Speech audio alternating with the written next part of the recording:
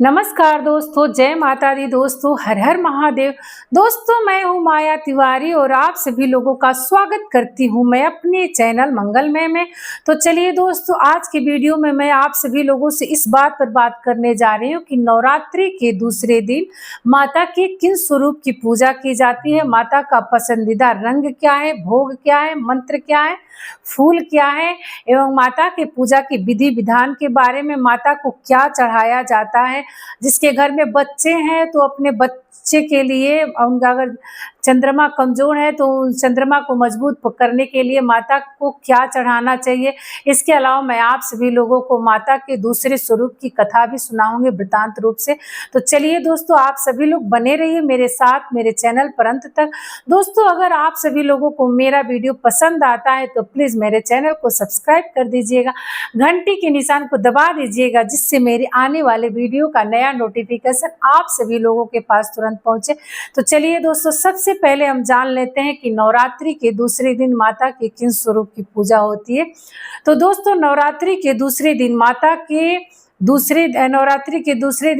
के दूसरे स्वरूप यानी ब्रह्मचारिणी माता की पूजा होती है। माता का बहुत ही सौम्य रूप है, अद्भुत बहुत ही सौम्य रूप है।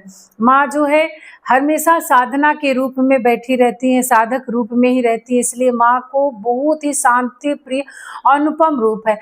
अब चलिए जान लेते हैं कि माता का पसंदीदा रंग क्या है। तो दोस्तों, माता का पसंदीदा रंग जो है श्वेत या पीले या क्रीम कलर का रंग है, उनका पसंदीदा रंग है। उस दिन उस रंग के वस्त्र धारण कर अगर आप माता की पूजा आराधना करती हैं तो इससे माता बहुत ही खुश रहती है। हाँ, सुहागिन औरतें जो है थोड़ा व्हाइट कलर से बचे, व्हाइट कलर नहीं पहनना चाहिए पूजा पाठ के दौरान, जो है नहीं पहनना चाहिए। कुंवारी लड़कियां जो है पहन सकती हैं।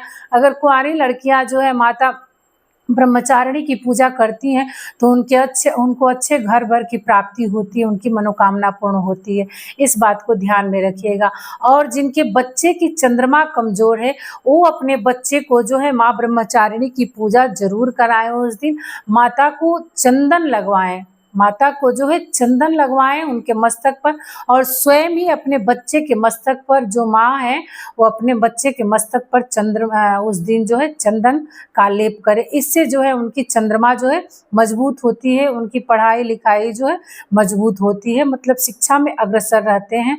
जो भी काम करेंगे साधक रूप से करेंगे, अच्छे तन मन से करेंगे तो उनकी जो है अपनी मनोवृत्ति के अनुसार तो उनका जो है कार्य जो है आगे बढ़ेगा। तो अपने बच्चों को ये कार्य जरूर कराए। अगर बच्चियां भी हैं तो बच्चियों को भी चंदन लगाए, माथे पर चंदन जरूर लगाए, इससे जो है चंद्रमा मजबूत होते हैं। तो ठीक है, इस कार्य को आप लोग इस उपाय को जरूर करिएगा। जिनके ये नहीं कि बच्चे का, जिनका भी चंद्रमा कमजोर है तो वो उस दिन जो है माता को चंदन अर्पित करे, वह सफेद रंग का, और स्वयं भी चंदन का लेप करे। इस बात को ध्यान में रखिएगा। और जो है कलर जो है बहुत, मतलब व्हाइट तो नहीं कहूँगी, लेकिन क्रीम कलर का अगर कलर पहन करके पूजा पाठ किया जाए और चढ़ाया भी जाए माता को तो बहुत ही अच्छा रहता है। माता का पसंदीदा फूल जो है चमेली का फूल है, जो बहुत सुगंधित होता है।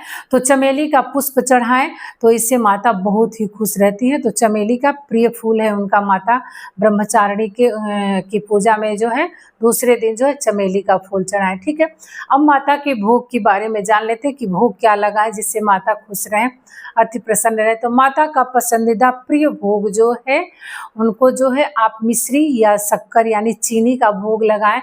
अगर पंचामृत का भोग लगाती हैं, दूध से बना पंचामृत अगर भोग लगाती हैं तो ये जो है बहुत ही उत्तम माना जाएगा, बहुत ही शुभ फलप्रदायी होता है जो पंचामृत का भोग लगाया जाता है। तो आप पंचामृत का भोग लगा सकती हैं, और शक्कर और चीनी जो है लगा सकती हैं। दूध अगर लगाती हैं तो दूध जो है थोड़ा ही ले, कच्चा दूध ले, बॉयल किया हुआ दूध नहीं लिया जाता है, क्योंकि जो है दूध, बॉयल किया हुआ दूध शुद्ध नहीं माना जाता है, मतलब पूजा पाठ के लिए। वैसे तो दूध सही ही रहता है, लेकिन बॉयल किया हुआ दूध ना ले, कच्चा दूध ले। और भोग लगाने के उपरांत तो जो है उस दूध को कहीं फेंके नहीं, बिना बॉयल किए ही, बिना उबाले ही उस दूध को आप लोग पिए, अपने बच्चे को पिलाएं, बहुत ही अच्छा रहता है। इस बात को आप लोग ध्यान में रखिएगा। तो ये हो गया कि माता का पसंदीदा फूल क्या है और भोग क्या है।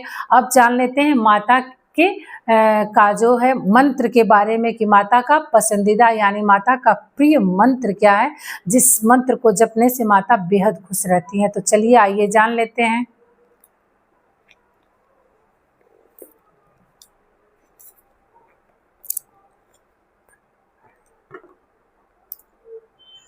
ओ माता का पसंदीदा मंत्र है ओम ब्रह्मचारिणी देव्यै नमः। इस मंत्र को आप अपने सामर्थ्य अनुसार 21, 51, 101 बार जो है आप जप कर सकते हैं। ये बहुत ही शुभ फलप्रदायी मंत्र है, इस मंत्र को जरूर जप करें। ठीक है, तो अब जान लेते हैं कि माता की कथा के बारे में कि माता का प्रिय कथा क्या है, किस कथा को सुनने से जो है माता बहुत खुश रहती है, अत्यंत प्रसन्न रहती है। तो चलिए आइए जान लेते हैं कि कथा क्या है। ठीक है, तो दोस्तों ये ब्रह्मचारिणी माता की पूजा है, विधि विधान से आप अपने घर में करें। देखिए माता के 9 रूपों की पूजा करना बहुत जरूरी है। अगर 9 रूप की पूजा आप नहीं कर सकते हैं तो माता तो परम शक्ति है, उनका एक ही रूप में अगर मान लीजिए कि 9 मूर्तियां नहीं मिल रही हैं तो एक ही में आप 9 मूर्ति की आराधना करके उनका जो आवाहन करके जो है आप पूजा करें तो बहुत ही उत्तम माना जाएगा। ये नहीं कि अगर नहीं 9 दुर्गा की मूर्ति मिल रही है तो पूजा कैसे करें। माता तो एक ही परम शक्ति स्वरूपा है, उनको तो कोई बांट ही नहीं सकता, वो तो एक हैं। तो इसलिए जो है आप माँ दुर्गा के रूप में ही जो है 9 देवियों की पूजा करें तो ठीक रहेगा। तो चलिए कथा के सुनाने जा रही हूँ मैं आप सभी लोगों को। तो कथा जो है सुनने से पहले एक बात का ध्यान दीजिएगा कि हाथ में फूल जरूर ले लीजिएगा। बिना फूल के जो है कथा नहीं सुना जाता है, इससे जो है कथा का फल जो है नहीं प्राप्त होता है। तो कोई भी कथा जो है आप सुनिएगा तो हाथ में फूल लेकर के ही सुनिएगा, खाली हाथ नहीं सुना जाता है। कुछ ले लीजिएगा, द्रव्य ही ले लीजिएगा, अक्षत ही ले लीजिएगा, लेकिन जरूर ले लीजिएगा, तो कथा जरूर सुनिएगा। ठीक है। ब्रह्मचारिणी माता अपने पूर्व जन्म में जब हिमालय के घर में पुत्री के रूप में उत्पन्न हुई थी, तब नारद के उपदेश से उन्होंने भगवान शिव शंकर जी को पति के रूप में प्राप्त करने के लिए अत्यंत कठिन तपस्या की थी। 1000 वर्ष उन्होंने केवल फल फूल खा करके व्यतीत किए और 100 वर्षों तक केवल शाक का निर्वाह किया था। कुछ दिनों तक कठिन उपवास रखते हुए देवी ने खुले आकाश के नीचे वर्षा और धूप के भयानक कष्ट सहे थे। इस कठिन तपस्या के पश्चात 3000 वर्ष तक केवल जमीन पर टूटकर गिरे हुए बेलपत्रों को खा करके भगवान शिव की आराधना करती रहीं। इसके बाद उन्होंने सूखे बेलपत्र को भी खाना छोड़ दिया और कई हजार वर्षों तक निर्जल और निराहार तपस्या की थी। पत्तों को भी खाना छोड़ देने के कारण इनका एक नाम और पड़ा, वो नाम है अपर्णा। माता मतलब माता जी का एक नाम जो है अपर्णा नाम है। जब ये पत्तों को खाना छोड़ दी तो इनका नाम जो है अपर्णा पड़ गया। उनकी इस तपस्या से तीनों लोक में हाहाकार मच गया। देवता, ऋषि, सिद्धगण, मुनि सभी देवता ब्रह्मचारिणी की इस तपस्या को अभूतपूर्व पुण्यकृत बताते हुए उनकी सराहना करने लगे। अंत में पितामह ब्रह्मा जी ने आकाशवाणी के द्वारा उन्हें संबोधित करते हुए प्रसन्न स्वर में कहा, हे देवी, आज तक किसी ने ऐसी कठोर तपस्या नहीं की जैसे तुमने की है। तुम्हारे इस अलौकिक कृत्य की चारों ओर सराहना हो रही है। तुम्हारी मनोकामना सर्वोत्त भावेन परिपूर्ण होगी। भगवान चंद्रमौली शिव जी तुम्हें पति के रूप में प्राप्त अवश्य होंगे। अब तुम तपस्या से विरत होकर के घर पर लौट जाओ। शीघ्र ही तुम्हारे पिता जी जो है तुम्हें बुलाने के लिए आ रहे हैं। तुम तैयार हो जाओ हे देवी अपने घर जाने के लिए। तो दोस्तों यही रही माँ ब्रह्मचारिणी की कथा। दोस्तों माता ब्रह्मचारिणी की पूजा करने वाले व्यक्ति का मन जो है हमेशा सदाचार जब तप करने वाला उनका मन हो जाता है।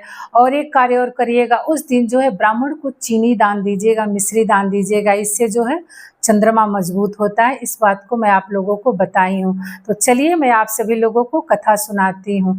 प्रेम से बोलिए माँ ब्रह्मचारिणी मैया की जय हो। तो दोस्तों ये रही माँ ब्रह्मचारिणी की कथा। आप सभी लोगों को कैसी लगी?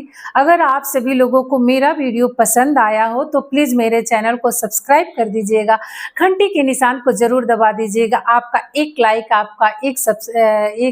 लाइक मुझे बहुत प्रेरणा देती है। आपके एक लाइक और एक कमेंट से मुझे बहुत मोटिवेट मैं हो जाती हूँ। तो आप लोग एक लाइक जरूर करिएगा। प्रेम से बोलिए ब्रह्मचारिणी मैया की जय हो।